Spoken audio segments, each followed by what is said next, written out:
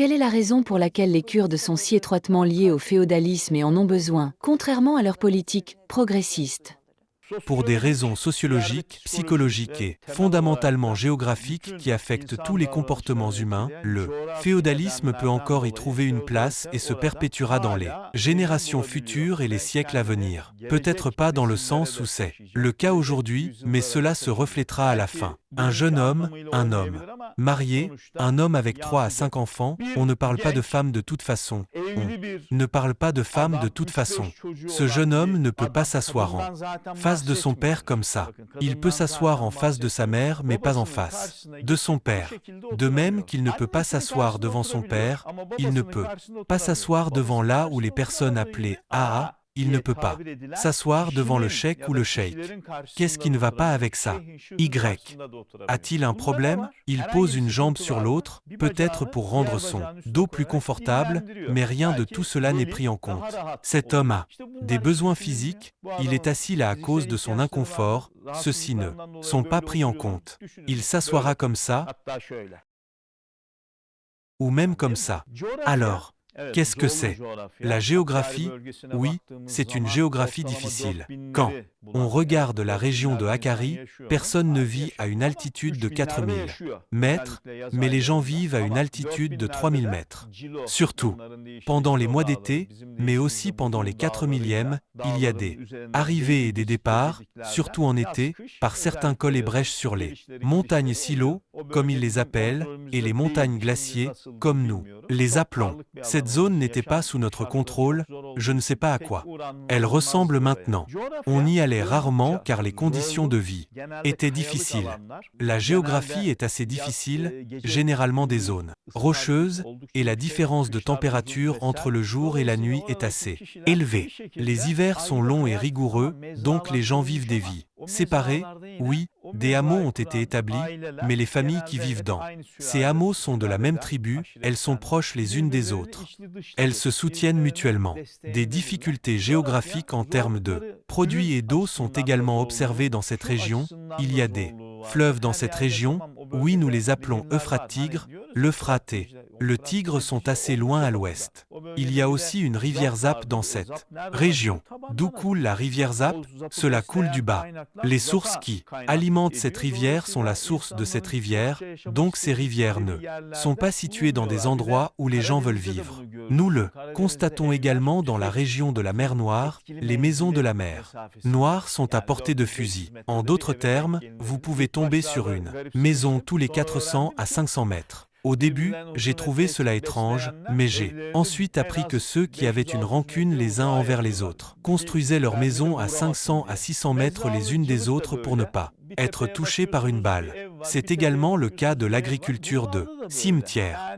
Vous regardez une colline et il y a une maison, vous regardez une colline et il y a une maison, c'est la même chose avec celle-ci. Les conditions de la géographie, s'appliquer à la géographie est aussi un peu lié au mode de vie. Il privilégie le mode de vie individuel au mode de vie social. Les difficultés de la géographie les obligent à se rapprocher. Lorsqu'ils se réunissent, quelqu'un émerge et devient leur leader, et ce leader devient LAA avec le temps. Il se mêle de presque tout, je le souligne, il se mêle de tout, et ces gens lui jurent allégeance. Puis-je vous interrompre? Ce que je veux dire, c'est qu'ils n'ont pas la conscience d'être un tout et ne peuvent pas atteindre la plénitude par eux-mêmes? Ils ne peuvent pas le fournir. Faites attention, avez-vous déjà entendu parler du concept de tribu dans la région égéenne? Mais dans la région de l'Anatolie orientale, j'inclus également la région de l'Anatolie du Sud-Est. La tribu Sirk, je ne sais pas, les Babatlars, beaucoup de Bukaklar, les Bukaklar sont turcs. Bien sûr, je ne dis rien contre ça. Il existe de nombreuses structures tribales de ce type, peut-être des centaines si l'on compte. Quand on regarde la culture turque en Asie, on y voit une vie de clôture. Les gens vivent à l'intérieur d'une clôture, il y a 3 à 5 familles qui feront partie de cette clôture, il y a 3 à 5 patries, elles peuvent être comme ça aussi. Ils vivent peut-être de cette façon aujourd'hui en raison de l'influence de temps très anciens, comment dire, de cultures très anciennes. Cette question devrait en fait faire l'objet d'une étude sociologique sérieuse, ce qui ferait partie de la lutte contre le terrorisme. Écoutez, je dis toujours qu'en Turquie, ils n'ont pas combattu le terrorisme, ils ont combattu les terroristes. On l'a individualisé, minimisé et même considéré comme un problème majeur, mais non, la lutte contre le terrorisme est en réalité très simple. D'où? Parce que tu as trop d'arguments. Combattre les terroristes nécessite peu d'arguments et peu d'instruments. Les matériaux que vous utiliserez sont certains, vous utilisez des armes, il n'y a plus rien de convaincant à ce sujet. Mais comme il existe de nombreux matériaux que vous utiliserez dans la lutte contre le terrorisme, il existe également des méthodes de persuasion. La structure tribale fait que ces gens vivent de cette façon.